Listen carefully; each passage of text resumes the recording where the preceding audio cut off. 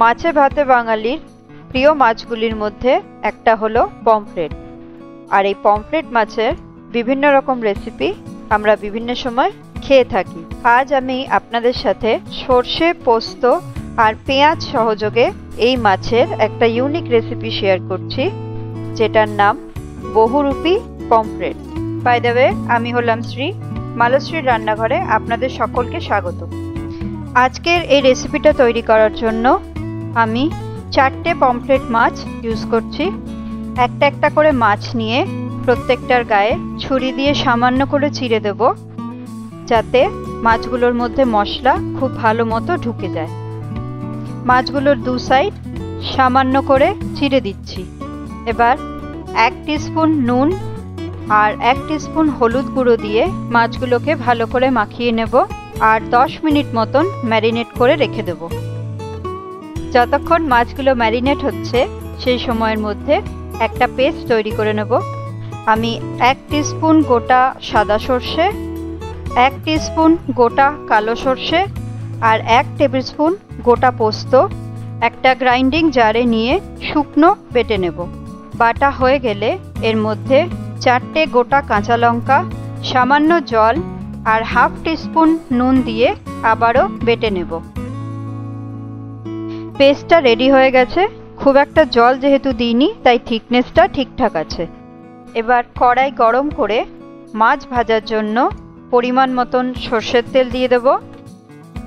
তেলটাকে খুব ভালো মতো গরম করে নিয়ে প্রত্যেকটা মাছ কড়াইতে দিয়ে দেব। দু সাইড খুব ভালো মতন ভেজে নেব। ভাজা হয়ে গেলে সবকটা মাছ একটা একটা করে প্লেটে তুলে নেব। মাছ ভেজে রাখার ওই তেলের মধ্যেই ফোড়ন দিয়ে দিচ্ছি 2টো গোটা শুকনো লঙ্কা আর হাফ টিস্পুন কালো জিরে। ফোড়নটা হালকা নাড়িয়ে চাড়িয়ে দিয়ে দিচ্ছি 2টো মিডিয়াম সাইজের স্লাইস করা পেঁয়াজ। 2 থেকে 3 মিনিট পেঁয়াজটা খুব ভালো করে ভেজে নিয়ে সর্ষে পোস্ত বাটাটা অ্যাড করে দেব। পেঁয়াজের সাথে বাটাটা খুব ভালো করে মিক্স করে নিয়ে বাটি ধুয়ে সামান্য পরিমাণ জলও দিয়ে দেব। পেঁয়াজটা একটু বেশিক্ষণ ভাজতে হবে। যখন পেঁয়াজের কালারটা লালচে লালচে হবে তখন বাটাটা দেব, কারণ সর্ষে পোস্ত বাটা তেলের ওপর বেশিক্ষণ নাড়াচাড়া করা যাবে না। দিয়ে দিচ্ছি হাফ টিস্পুন নুন আর 1 টিস্পুন মতো চিনি। নুন চিনিটাও খুব ভালো করে মিক্স করে নিতে হবে। এরপর এটার মধ্যে দিয়ে দিচ্ছি হাফ টিস্পুন হলুদ গুঁড়ো আর 1 টিস্পুন লাল লঙ্কার গুঁড়ো। মিনিট খানেক খুব ভালো করে কষিয়ে নিয়ে 4-5টা গোটা কাঁচা লঙ্কা দিয়ে দিচ্ছি। ঝাল অনুযায়ী আপনারা কাঁচা লঙ্কার পরিমাণ কম বেশি করতে পারেন।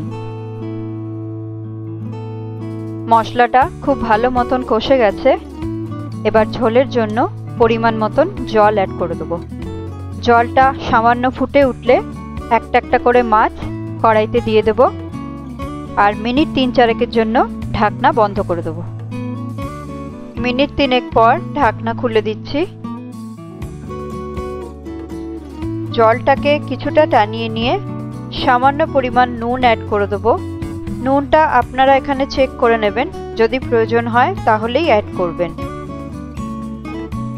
আজকের এই রান্নাটা কমপ্লিট।